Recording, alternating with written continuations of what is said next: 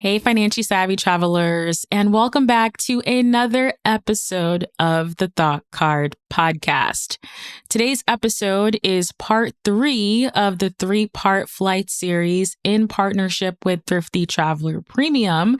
And I'm super pumped and jazzed to really talk about just various different ways that we can save money on airfare.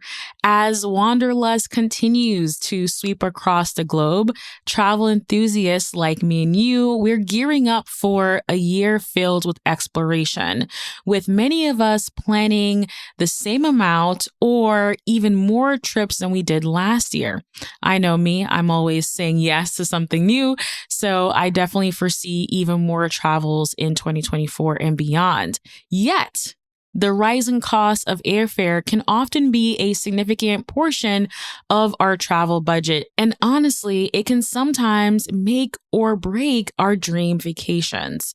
In fact, 30% of travelers reveal that flight prices rank as their top consideration and their top concern when they are either picking destinations that they want to go to or even considering going on vacation at all. The good news is that there's a treasure trove of clever and often overlooked, yet highly effective strategies that can help you save money on flights, help you cut costs.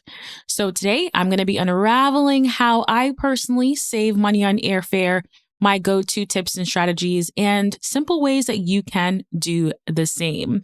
If you are new here, hi, I'm Danielle, and you're listening to the Thought Card podcast, where I help financially savvy travelers like you plan, save, and explore the world while building wealth. I've personally traveled to 27 countries and 4 continents, and I've accumulated over 1 million points and miles. And honestly, I love a good flight deal.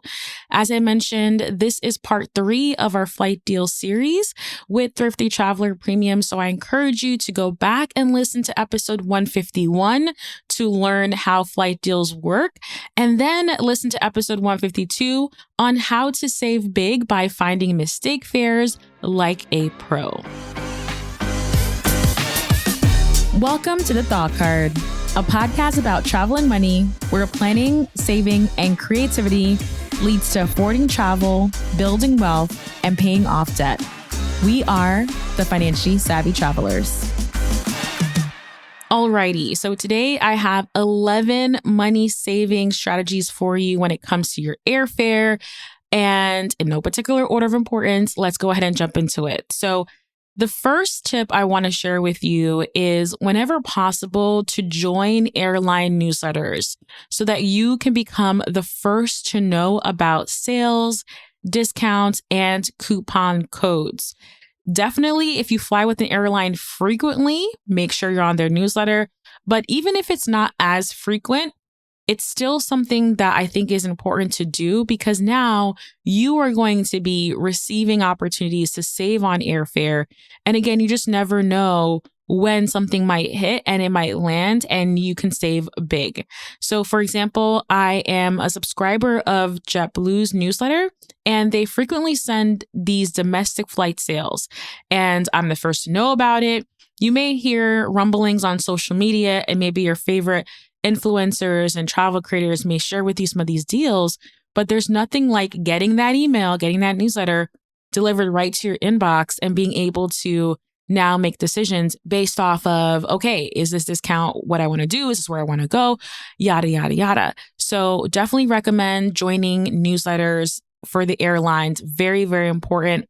Another example of that would be, for me, I am a subscriber of Avelo's newsletter, and they frequently send out discount codes that work. I just got to say that, sometimes you get discount codes that they don't work and you're frustrated, but these discount codes actually work, and I'm able to plan ahead, save, and sometimes these sales and discounts may actually inspire you to actually go on that trip or to plan something that may not have been on your immediate radar, but you're now more open to it because you found that discount. So strategy number 1 is to join the airline newsletters of the frequent ones that you travel with, but also the ones that you may not frequently travel with as well. Strategy number 2 is to be flexible with your dates. If possible, I know that this is not always the case, but sometimes let's say you know that you have a slow season at work in the springtime, for example. April, May is slow. So even though you may not know exactly what dates you're looking at, keeping your dates flexible, that's one way to be able to capitalize and find really good flight deals, but also searching using the calendar view. So if you can, allow the calendar view to show you all of the options and all of the prices. And if you can now pick and choose your dates based on the best flight times.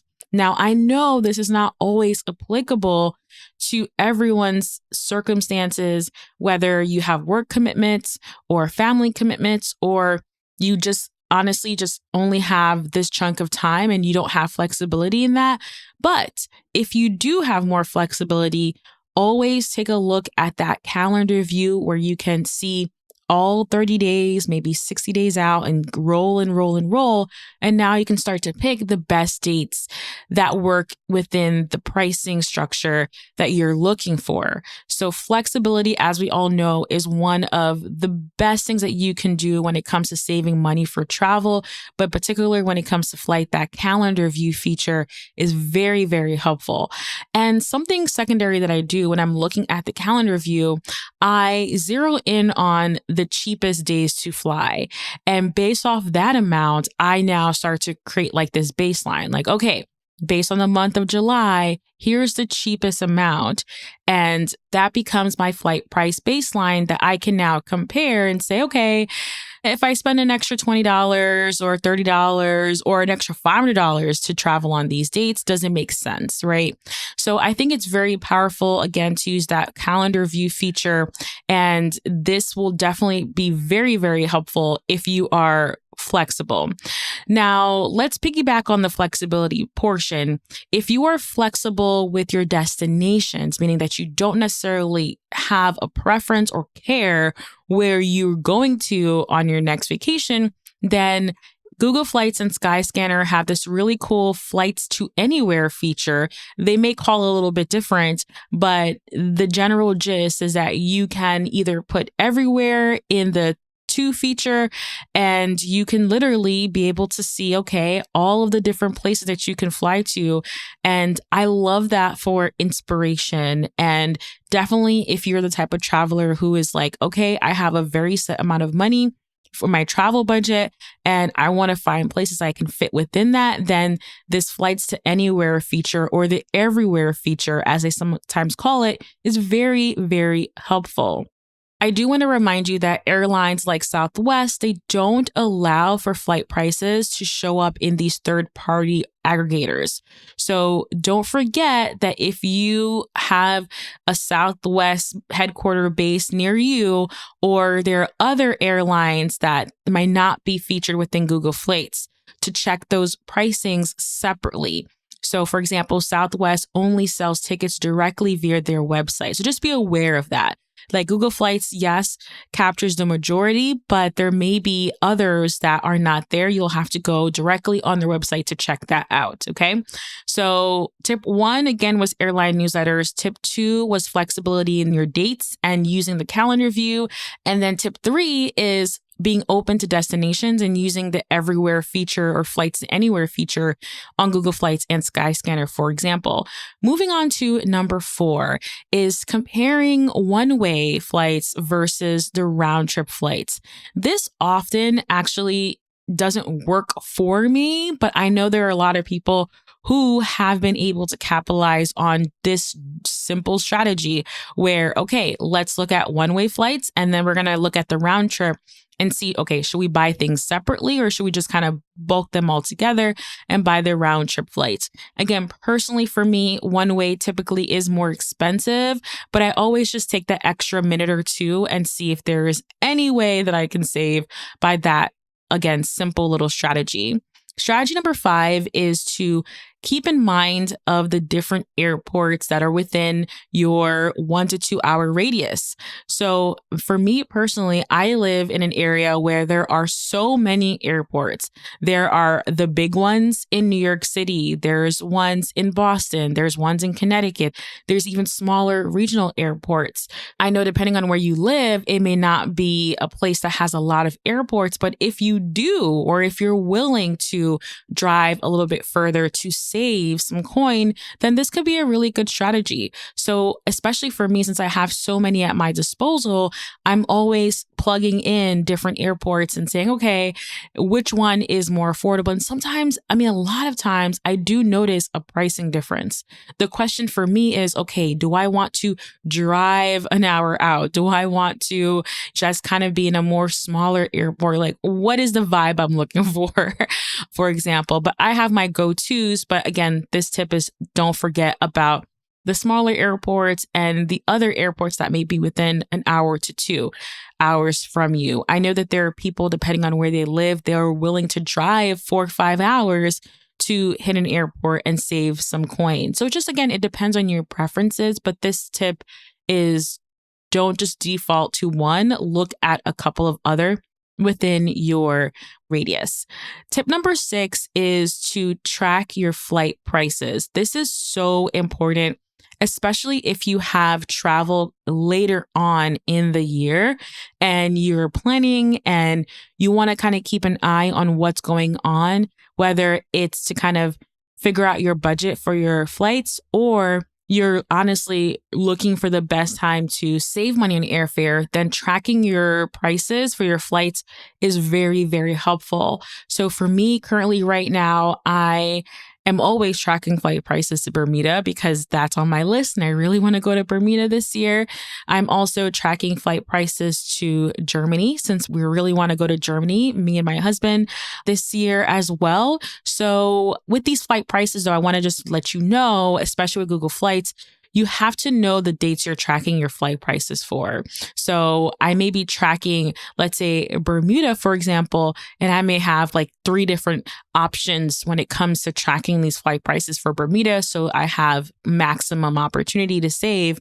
That is very helpful versus just one. So again, if you're flexible, there's just a lot more that you can do and more that you can kind of keep track of. So the general tip here is to just toggle that button to track your flight prices. So again, now you get notifications when prices are going up and when prices are going down. I also think that tracking your flight prices just makes you a more knowledgeable traveler as well, because you will know, okay, I've seen this price inching up, and it's not going down. Maybe I should start really thinking about just going ahead and booking it now because I don't predict that the flight is going to actually get cheaper. So there's just a lot of decision making that you can do with tracking flight prices that's opening up to you when you do this versus if you're just kind of like, oh, okay, let me just look at it once and kind of like call it a day. All right, moving on to strategy number 7. This strategy is becoming even more relevant today than it was a couple of years ago, because as a result of the pandemic, many airlines have now allowed for us to cancel our flights for free. So a lot of airlines have this free cancellation policy where, okay, they're not going to refund you your money, but you're going to get travel credit for it. So it becomes like risk-free because, okay, I'm paying for this airline, but if I don't fly for whatever reason and I'm able to cancel, I can get that in travel credit and then use that travel credit for my next flight. So with this strategy, I'm going to just encourage you to don't be afraid to book your flights, to cancel your flights and then rebook for a cheaper price. Again, with the free cancellation policies that they have, you're going to get travel credit. And if you are able to find that same flight at a cheaper price, then this is a great opportunity to book, cancel, rebook for that cheaper price. This is, I think, very instrumental. And one of the things that I sometimes forget, because a lot of times when you're booking your travel, it's like one and done, right? Like you're booking your flights, you're booking your hotels. And for the most part, I could speak for myself. I'm not going back and comparison shopping. I'm like, okay, my flights to Paris, my trip to Paris is happening. I'm moving on thinking about what else do I need to prepare for Paris? What else do I need to prepare for my next trip or daydreaming about something else, right? So this is something that I am wise and privy to, and something that I do think if you are one of those types of travelers who is always looking for the best possible deal, is to continue your flight search, continue to see, okay, is this flight price going down by any chance? And if it is, I can cancel, rebook it for that cheaper price. A couple of caveats here. You want to make sure that your ticket says that you have free cancellation. A lot of airlines, especially US-based airlines, there's a basic economy tier where you don't have the flexibility to cancel and get travel credit. And it's like you don't even get points and miles for that, right? So you have to be very, very careful that when you're booking a flight, you're making sure that the tier that you're booking, even if it's economy, now there's like basic economy and like economy. So you want to make sure that your ticket says and has the perks that you want built in. And oftentimes you're going to have to pay a little bit more for these perks, like, okay, being able to have free cancellations, being able to get points and miles. That little extra just offers much more protection for you. And again, you're able to capitalize on this book, canceling, rebooking at a cheaper price if that's something that you want to go for. So just two things. Be mindful when you're booking your flight that you want to make sure you're booking with all the perks included. Even if it's more expensive to book that economy ticket with those perks, just do it. It just saves you so much aggravation. I have a really, I'm thinking back to, I booked a flight to Memphis and I booked it with American Airlines. And for some odd reason, you know what the thing was? I think that I booked it last minute and the basic bare bones economy was like expensive already. And I was like, I don't want to pay anything extra. This flight is already super expensive. So I went with like the bare bone basic economy. A couple of days later, I was thinking about, okay, I don't necessarily want to fly at like 5 a.m. in the morning because 5 a.m. flight means me having to be up at 2 a.m. to drive to the airport, to check in and do all those things, right? So I was like rethinking my decision. And with rethinking my decision, I went to go into my dashboard and I went to go to like reschedule or even like cancel, and I couldn't. My basic bare bone economy flight had no protections. So if I canceled my flight, then I literally would lose out on hundreds of dollars and there was no rebooking opportunity. So that was very unfortunate. And that just kind of like reminded me like, okay, it is better. Many times it is often better to pay the extra for that convenience if something comes up, right? Whether it's you have to like schedule something for later today, or maybe you get sick, or maybe that trip just is not panning out the way you'd like, having those protections built in, y'all get the point. I'm off my soapbox now, but it's true. Like a lot of times, like you're doing things and you don't realize like, oh, like I really should have just spent the extra money. Like I really just should have just dropped the $30 to just, be able to have this freedom and flexibility. Okay. Tip number 8 is to compare and to pay in local currency.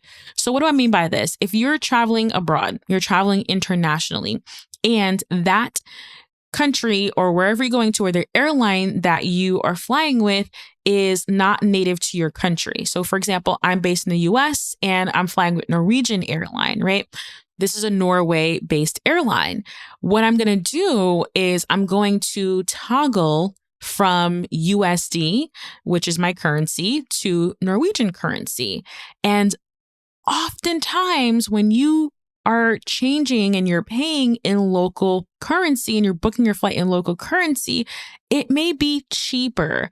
And I have done this trick multiple times when flying with Norwegian Air and also Iceland Air. So often when I'm going to Iceland, you can easily toggle from USD to whatever the currency is. And then, okay, you may have to do some backhand math. You may have to hop onto an online currency converter to just make sure. But hey, $50, $60 savings just on a 2-minute, just switch and do a couple of looks. To me, it makes sense, right? To me, it just makes sense to do that. And it may be something that you have not considered and done before. But again, just check that toggle, change that toggle to the local currency and see if there is any change difference. With that tip, another caveat. I think a lot of these tips have caveats, but it's true. You have to be mindful. So imagine you are going to be flying with Norwegian Air, you toggle it to your local currency and you're saving $50, right? Do not forget to be using a credit card that does not have any conversion fees or things like that, foreign exchange fees. That is important because when it's hitting your credit card, it's going to be hitting in Norway's currency or it's going to be hitting in Icelandic krona. And you don't want to be getting that fee charged, right? So that's a two-parter. Definitely look and compare paying local currency if it's cheaper, but also use a credit card that does not charge you any foreign transaction fees so you don't get hit with that. All right, moving right along to strategy number 9. So remember when we talked about, okay, we're going to compare flight prices for one way versus round trip? This is different than that. I kind of when I was looking at my notes, I'm like, wait, is it the same thing? It's not. Okay. The difference here is if you are traveling with multiple people is to see if it makes sense to book flights one at a time versus to book them together. There are times when it's actually cheaper to book one at a time versus with a companion. The thing I would be careful about here, especially if you're traveling in large groups, is the ability to sit together, right? So that can come to question. It may not be always feasible when you are booking one at a time. So, for example, my family and I were planning an epic Disney vacation per usual, and we are rolling deep. We're going to be one of those families that all have the t-shirts and we just taking up all the space in Disney in the park because we're all part of this family. With that, we have a large party. Me trying to book 13 individual flights, it just sounds like a mess. It sounds like a lot of work and it sounds like it might not be worth it. So that's very different than if it's just, let's say, me and my husband traveling. We may actually book separately if there is a significant savings and just, find seats that are together, book in a very close window together versus a huge and larger party. But just wanted to share this with you because it may be relevant to you if you're traveling with a companion to just look. With many of these tips, it's just looking to see if it works. Sometimes these tips and tricks work, but sometimes it doesn't, depending on the flight and depending on what you're looking for. So again, you take it with a grain of salt, but at least it's important for you to know it exists so you can now take advantage of it. Moving on to strategy number 10 is, you know what it is. It's going to be to sign up for flight deal notifications. Super important. I've been talking about Thrifty Traveler for a long time, and I'm super happy and excited that they're partnering with us on this 3-part series. But tip number 10 is to sign up for flight deal notifications from Thrifty Traveler Premium. I've been a Thrifty Traveler Premium subscriber since 2018, and it is still my favorite flight deal subscription service years and years later.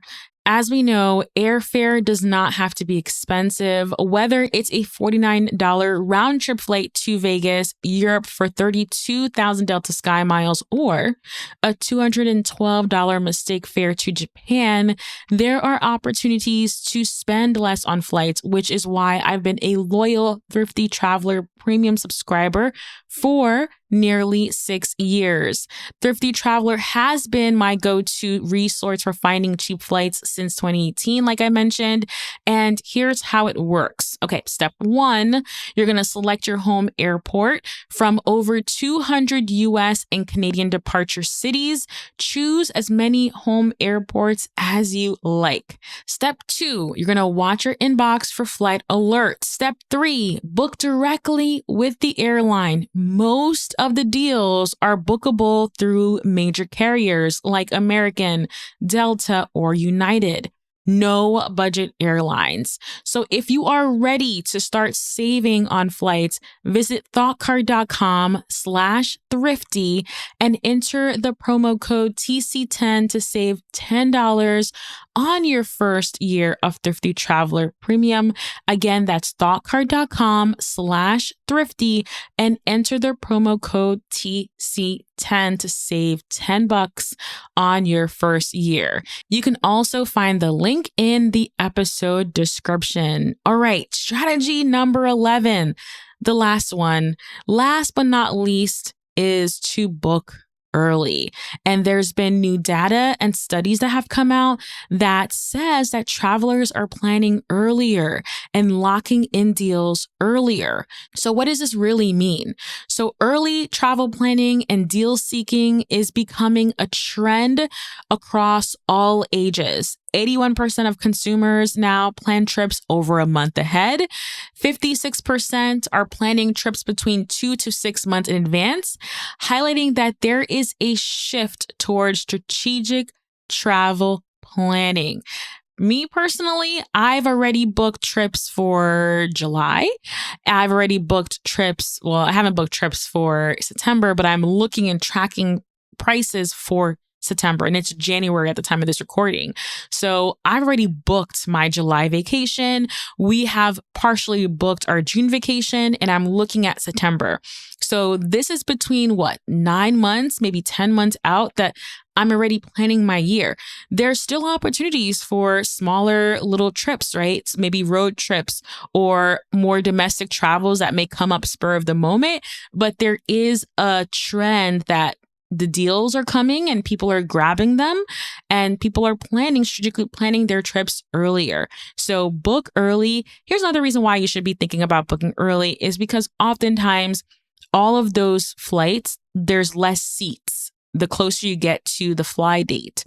So a lot of times, yes, you maybe haven't thought it through and now you're like booking something very, very last minute, last notice. You're going to typically spend more. There's less seats, maybe more demand, and there's just less options. So that's why I like to book early. I have more options. I can shop around. I can comparison shop, and there's opportunity to save. Alrighty, that is all that I have for you for today. We ran through 11 different money saving strategies when it comes to airfare alone.